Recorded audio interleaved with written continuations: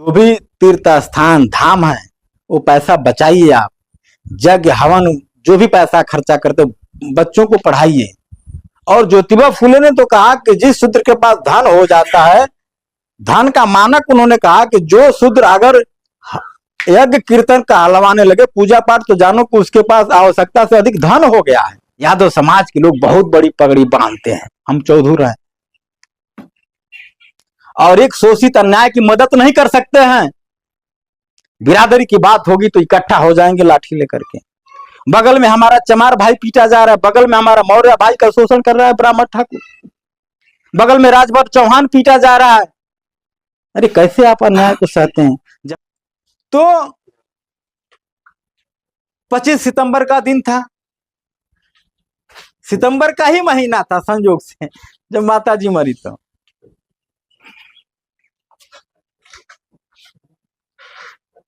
हम दो भाई, बड़े भाई हमारे अलग रहते हैं, हमारे में माता पिता दोनों लोग रहते थे। घर में अलग भी हुआ तो विचारधारा को ही लेके लड़ाई हुई शुरू। मैंने कहा कभी मैं विचारधारा से समझौता करूंगा ही नहीं, चाहे मुझे घर भी छोड़ना पड़े। तो गांव के लोग 10-12 घर का टेहरा हमारा, गांव के लोग जानते हैं।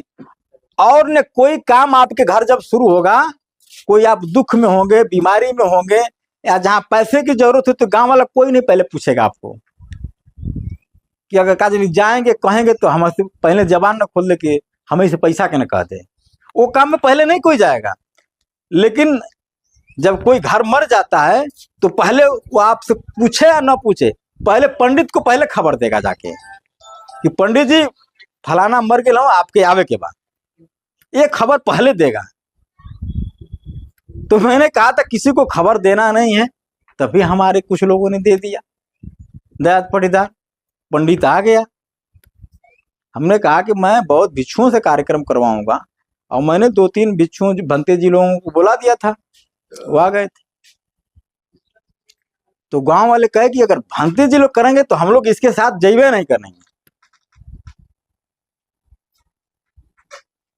तो हमारे फुआ के लड़के थे, कहे कि ये मनोज एक काम कर, जैसे चाहत हो वैसे कर ला। हम ये तो कदाप नहीं हो सकता है, जीवन भर अपने माँ का मैंने दवा दर्पण मैंने किया, सब कुछ मैंने किया, और आज मरने पर निर्णय दूसरा कोई लेगा? हम खुद लेंगे, कोई किसी की जरूरत नहीं है। मैं अपने माँ को खेत में ले जाके गाड़ दूंगा, दफना दूंगा, जला दूंगा, लेकिन विचारधारा से किसी प्रकार का समझौता नहीं। सारे रिश्तेदार, हमारी 3 बहनें आई, बहनों ने कहा कि जैसे कहेगा वैसे हम लोग तैयार हैं। हम चलो, बहन तो हमारे पक्ष में आ गई, पिताजी पक्ष में थे ही, उनको पहले से मैंने समझा बुझा तो पहले से ही गाली गलौज शुरू किए थे ब्राह्मण बात पर, हैं इन सबों से कोई कार्यक्रम नहीं करवाना। तो भंते जी लोगों से कार्यक्रम मैंने करवाया। कार्यक्रम करवाने के बाद ले गए हम लोग, द्वारी घाट जलाए, खूब अच्छा से कार्यक्रम किया। और वहीं मैंने कह दिया कि मैं भोज भाज देने वाला नहीं किसी को हूं।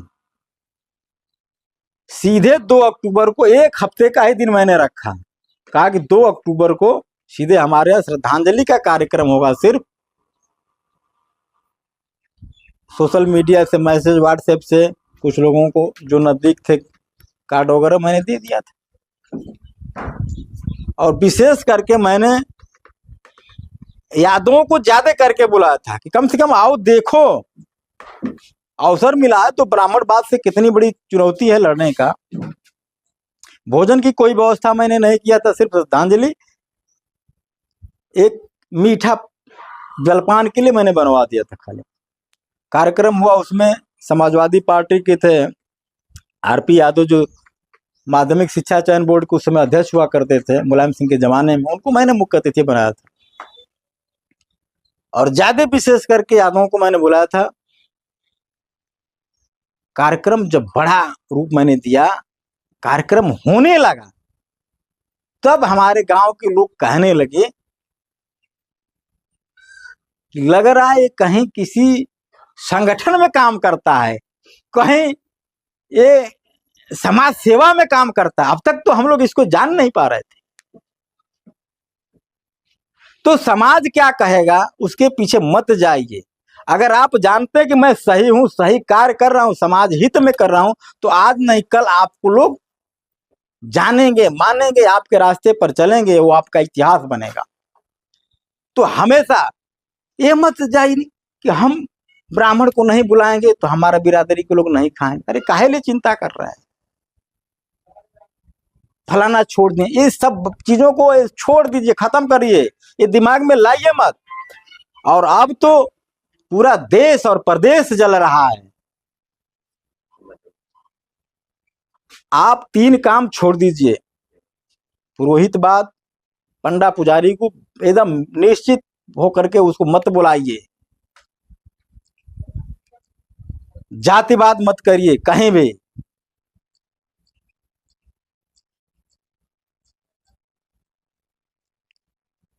और जो भी तीर्थ स्थान धाम है वो पैसा बचाइए। आप यज्ञ हवन जो भी पैसा खर्चा करते हो, बच्चों को पढ़ाइए, उनको बाहर भेजिए पढ़ाने के लिए। ये जो पैसा उधर आप खर्चा करते हैं ब्राह्मणवाद में, धाम में जाने में, तीर्थ में जाने में, 4 दिन अखंड कीर्तन कहवाते हैं, पैसा बर्बाद करने का ये ब्राह्मणों ने एक जाल रचा हुआ है कि आपके पास धन हो जाएगा तो इस धन को कैसे बर्बाद करना है। क्योंकि शूद्र के पास जब धन हो जाता है तो ब्राह्मण को कष्ट पहुंचता है, वो कष्ट में जीता है। और ज्योतिबा फुले ने तो कहा कि जिस शूद्र के पास धन हो जाता है, धन का मानक उन्होंने कहा कि जो शूद्र अगर यज्ञ कीर्तन का हलवाने लगे, पूजा पाठ, तो जानो कि उसके पास आवश्यकता से अधिक धन हो गया है। तो हम क्यों दुश्मन को इस बात का भनक लगने दें, जग कीर्तन कहवा करके कि हमारे पास ज्यादा पैसा। उस पैसे को समाज में आप लगाइए। अगर ज्यादा धन है आपके पास है, नहीं अड़ाव ले रहा है, तो बगल में बहुत सारे गरीब अन्य जाति के लोग हमारे भाई पड़े हैं, उनके बच्चे का फीस ही तो साल भर का जमा कर दीजिए ना, उसको अच्छा 4 सेट कपड़ा सिलवा दीजिए ना। क्या ये पुण्य का काम नहीं होगा? किसी गरीब असहाय महिला है, उसको दवा करवा दीजिए हॉस्पिटल में जाके, बहुत पैसा है तो 2-4 हजार, वो पूरे जीवन भर घूम घूम के सबसे कहेगी। तो महापुरुषों से सीख लेने की जरूरत है। महापुरुषों ने अपने जीवन को कितना कष्ट में झेल करके वर्णवाद, पुरोहितवाद, जातिवाद, धर्म, ब्राह्मण हमको सिर्फ शब्दों के जाल में फंसाया है, और शब्दों को शब्दों से ही काटा जा सकता है। तार्किक बनिए।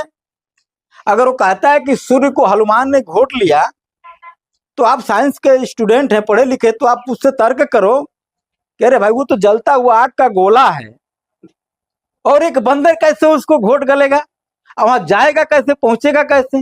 इतनी तो खोपड़ी में, इतनी तो समझदारी होनी चाहिए।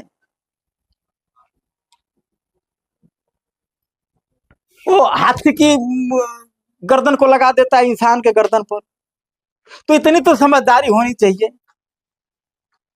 कभी दुनिया में 9 हाथ की कोई महिला नहीं पैदा हुई। हमारे उस मट्टी की मूर्ति बन जाती, उसको भी जाके पता ना क्या क्या करते हैं। अरे पेरियार साहब, बुद्ध जी, बाबा साहब फिर दोबारा नहीं पैदा होंगे। आप ही बुद्ध बनिए, आप ही पेरियार बनिए, बाबा साहब अम्बेडकर, ज्योतिबा फुले, साहू जी महाराज, छत्रपति जगदेव प्रसाद कुशवाहा, रामस्वरूप वर्मा, आपको बनना पड़ेगा।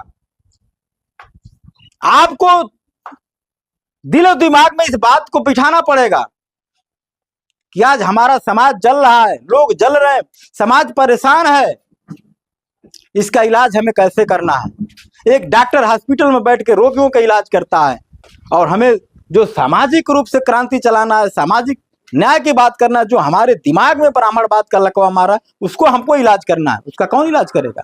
समाज का हर व्यक्ति की एक जिम्मेदारी होती है।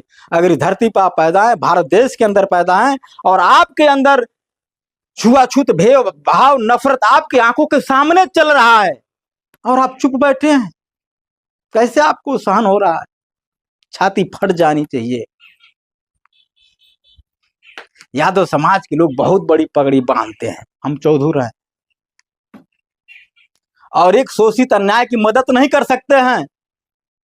बिरादरी की बात होगी तो इकट्ठा हो जाएंगे लाठी लेकर के। बगल में हमारा चमार भाई पीटा जा रहा है, बगल में हमारा मौर्य भाई का शोषण कर रहा है ब्राह्मण ठाकुर, बगल में राजभर चौहान पीटा जा रहा है। अरे कैसे आप अन्याय को सहते हैं जब हम पूरा एक डीएनए के भाई हैं। मुट्ठी बांधो, एक एक मुक्का अगर इकट्ठा आपने कर दिया तो ये भारी हो जाएगा ब्राह्मणवाद के लिए सहना। जब एक जगह पूरा मुक्का गिरेगा,